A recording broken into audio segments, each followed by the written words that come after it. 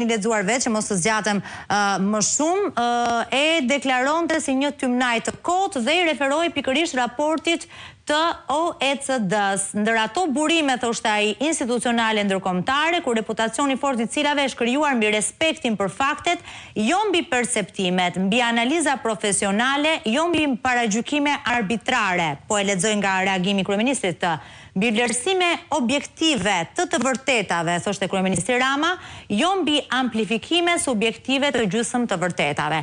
Ju thoni që ky është një tjetër raport, apo jo, ta sqarojmë për publikun që nuk ka shumë informacion lidhur me se çfarë përmban njëri raport apo tjetri, mbi çfarë bazash ngrihet raporti për shembull i Reporterëve pa kufi versus raporti i OECD-s.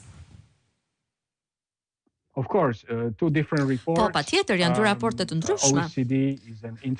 OECD-ja është një organizatë ndërqeveritare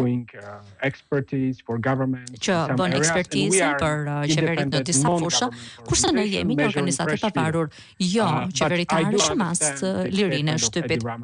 Megjithatë, unë e kuptoj reagimin e kryeministrit ndaj indeksit ton. Fjalët e tij janë shumë të ashpra.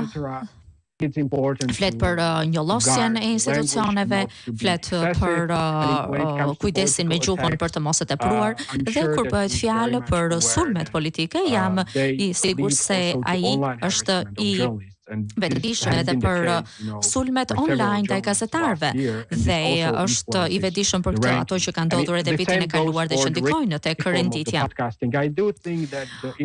Unë nuk mendoj se Shqipëria ka nevojë për pavarësinë për pavarësinë më vete për ata që organizojnë podcaste dhe pavarësinë më vete për ata të cilët janë në redaksinë e lajmeve, sepse kjo duhet jetë diçka e garantuar për të gjithë ata të cilët transmetojnë. Etira më shprehet se mund të ishte mbyllur ose të ishte privatizuar një media në qoftë se nuk transmeton lajmet që dëshiron ai.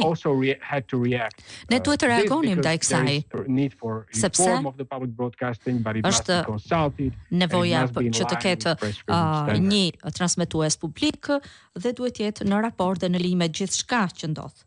Ju jeni shumë informuar, në fakt përmendët disa nga rastet që kanë ndodhur lidhur me sulmet e kryeministrit Rama ndaj gazetarëve, por për hir si të solidaritetit, po dhe të risjelljes disa fakteve të tjera ose disa shembujve të tjerë të kësaj dhune, kërcënimi, pengimin në transmetimin e lajmit e të vërtetës, misionit tek e fundi që ka gazetarët, duhet të përmend edhe raste të tjera, sepse ju dhe Reporterët pa kufi në tërësi keni reaguar, në fakt ju e thatë në disa raste kur sjellja e kryeministrit ka qenë i tillë, ka qenë kërcënuese, bullizuese, penguese për punën e gazetarëve dhe transparencën, duke nxjerr edhe jashtë sallës së konferencave, si në rastin pak kohë më parë të koleges Ambrozia Meta apo të drejtuesit të Asociacionit Gazetarëve Shqiptar Isa Myzyra. Ka pasur disa raste të tilla gjatë muajve që lam pas.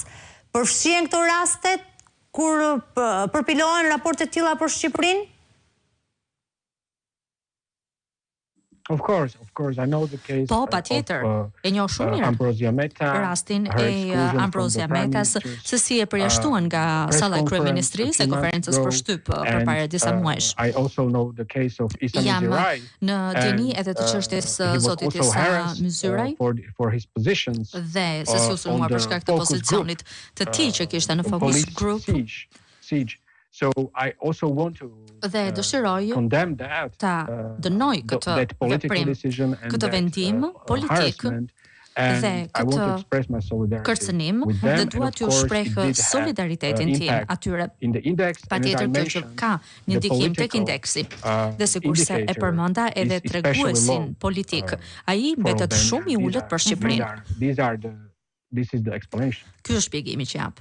Le të prekim dhe 2 apo 3 elemente të tjerë ndjesje u zgjata. Dhuna policore ndaj gazetarëve, të gjitha mediave duhet thënë, por sidomos të opozitës, të atyre që bëjnë zërin kritik kur them opozitës, gjatë protestave ka qenë e vazhdueshme, sidomos në protestat e thirrura nga opozita që prej muajit janar të 2026 dhe deri tani, protesta e radhës do të jetë ajo në datën 8 maj.